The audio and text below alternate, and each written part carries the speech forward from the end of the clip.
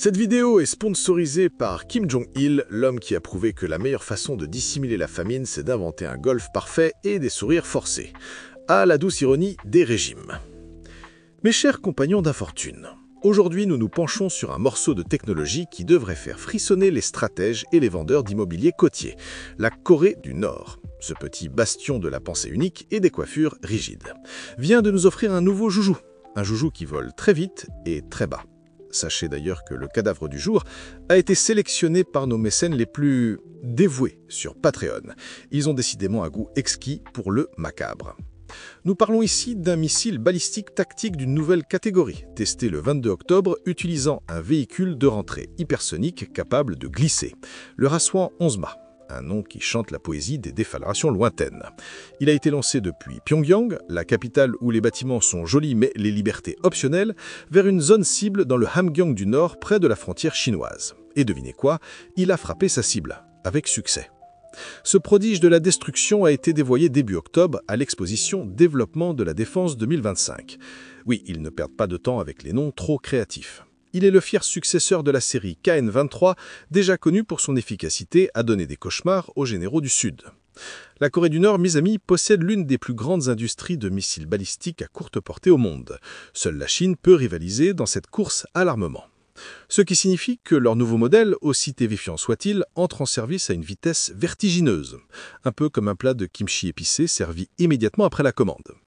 Les missiles KN-23 sont déjà des petites pestes et ils empruntent des trajectoires semi-balistiques avec un apogée d'environ 50 km et peuvent effectuer des manœuvres complexes tout au long de leur vol, ce qui les rend, selon les Sud-Coréens qui ont essayé de les suivre, extrêmement difficiles à détecter ou à pister.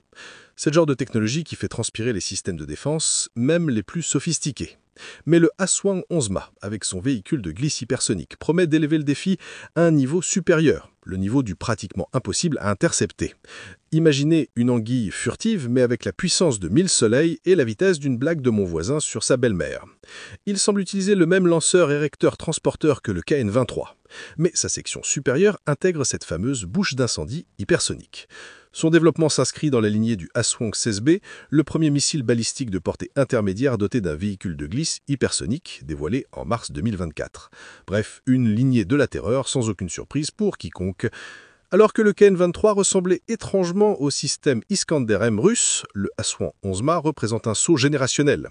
La Corée du Nord a non seulement comblé l'écart avec les systèmes russes, mais elle pourrait bien être en train de laisser ses voisins loin derrière dans la course aux armes tactiques.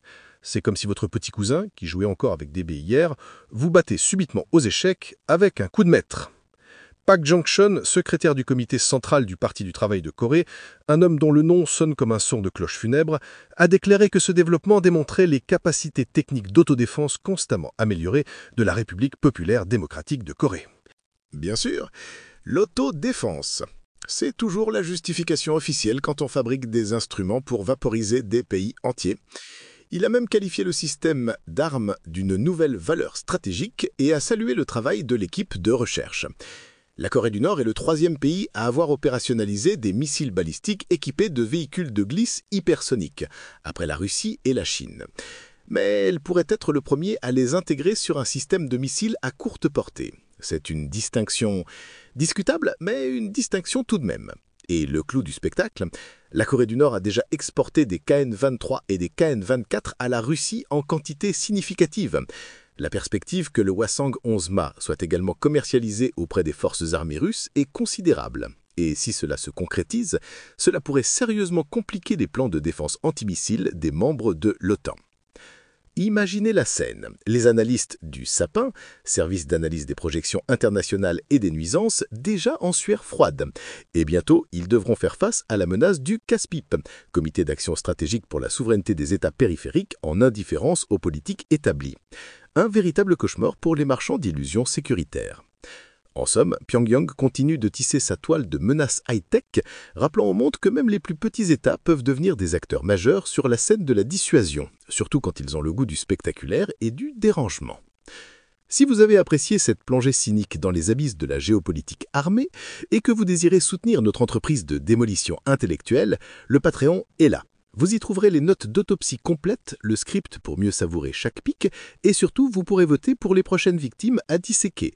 Et comme le dit si bien le manuel du parfait spectateur passif, un pouce en l'air et un abonnement, ça ne coûte rien et ça fait briller nos petits yeux fatigués par tant d'ironie.